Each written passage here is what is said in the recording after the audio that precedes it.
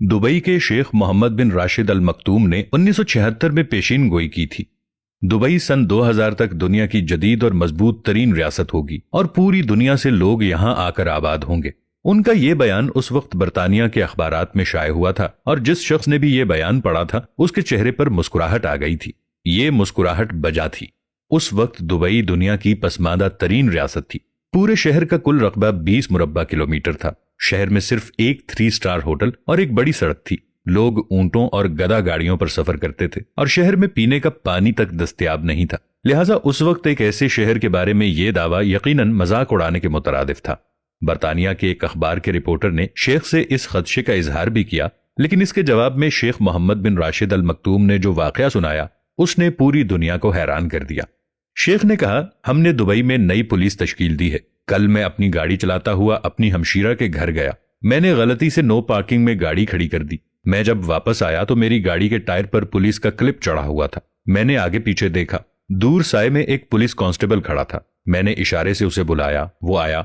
उसने मुझे सैल्यूट किया। मैंने उससे पूछा, गाड़ी पर क्लिप तुमने चढ़ाया है? उसने असबात में सर हिला दिया। मैंने उससे कहा, तुम मुझे जानते नहीं?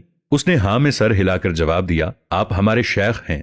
मैंने कहा, तुम मेरी गाड़ी नहीं पहचानते थे? उसने हाँ में गर्दन हिलाई और एहतराम से बोला, मैं पहचानता हूं। मैंने पूछा, फिर तुमने मेरी गाड़ी पर क्लिप क्यों लगाया? उसने सीना तान कर जवाब दिया, आपकी गाड़ी गलत जगह पर पार्क थी और दुबई में शेख हो या कोई वेटर, कानून सबके लिए बराबर है। मुझे उसकी बात बहुत अच्छी लगी, लिहाजा मैं आज इस पुलिस कांस्टेबल की बुनियाद पर यह दावा करता हूं कि हमारे मुल्क का कल बहुत रोशन होगा और अगर हमारे मुल्क में इसी तरह कानून की हुक्मरानी रही तो अगले 25 बरसों में दुबई दुनिया की जदीद तरीन रियासत होगा।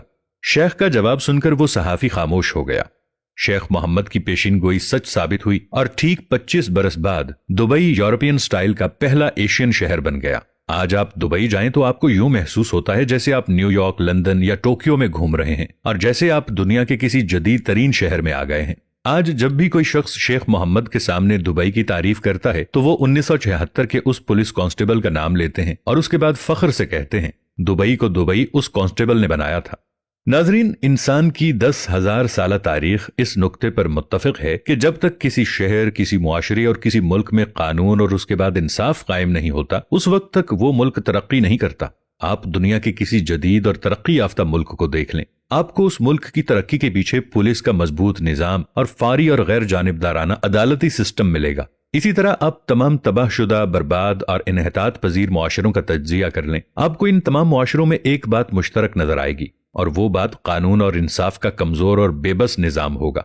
आपको मालूम होगा इन तमाम मुल्कों की अदालतें बेबस और कानून नाफिज करने वाले इदारे करप्ट हैं। इन मुल्कों के बाइख्तियार लोग कानून को खेल और अदालतों को खिलौना समझते हैं और वहां की पुलिस और अदालतें हुक्मरान क्लास की अना और मुफादात की हिफाजत कर रही हैं।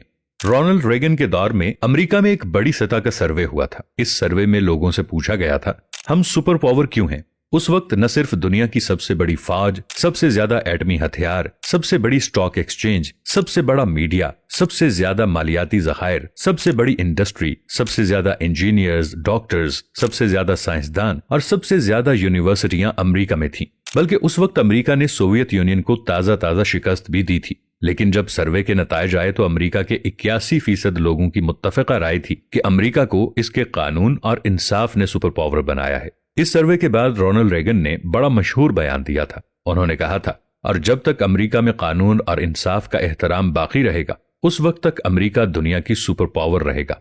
आपकी इस बारे में क्या राय है, नीचे कमेंट्स में जरूर बताइएगा। नाज़रीन, मिलेंगे एक नई वीडियो के साथ, तब तक के लिए अल्लाह निगहबान।